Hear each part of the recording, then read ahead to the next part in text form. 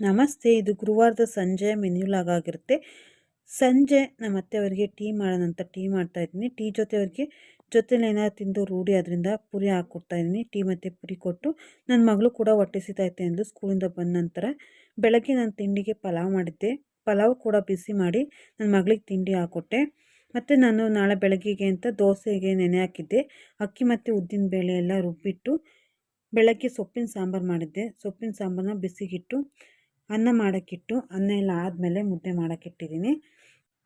ಸೊಪ್ಪಿನ ಸಾರಿನ ಜೊತೆಗೆ ಮುದ್ದೆ ತುಂಬಾ ಚೆನ್ನಾಗಿರುತ್ತೆ. ನಮ್ಮನೇಲಿ ಮಾಮೂಲಿಯಾಗಿ ಸೊಪ್ಪಿನ ಸಾರು ಅಥವಾ ಬಸ್ಸಾರು ಮಾಡಿದ ದಿವಸ ಮುದ್ದೆ ಮಾಡೇ ಮಾಡ್ತೀವಿ.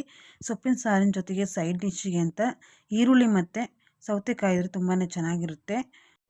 ಸೊಪ್ಪಿನ ಸಾರಿನ ಜೊತೆಗೆ ಸ್ವಲ್ಪ ಈರುಳ್ಳಿ ಆಗಿ ಸೌತೆಕಾಯಿ ಜೊತೆ ಮುದ್ದೆ ಊಟ ಮಾಡಿ ನೋಡಿ. ಅದ್ರ ಜೊತೆ ಸ್ವಲ್ಪ ತುಪ್ಪ ಹಾಕ್ಕೊಂಡ್ರೆ ತುಂಬಾ ಚೆನ್ನಾಗಿರುತ್ತೆ.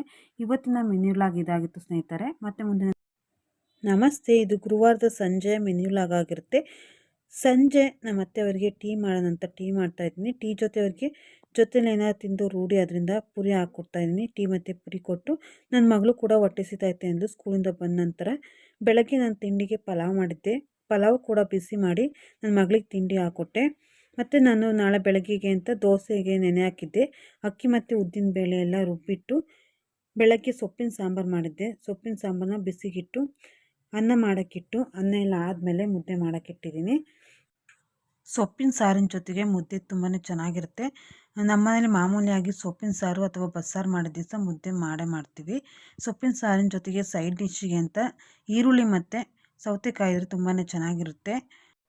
ಸೊಪ್ಪಿನ ಸಾರಿನ ಜೊತೆಗೆ ಸ್ವಲ್ಪ ಈರುಳ್ಳಿ ಆಗಿ ಸೌತೆಕಾಯಿ ಜೊತೆ ಮುದ್ದೆ ಊಟ ಮಾಡಿ ನೋಡಿ.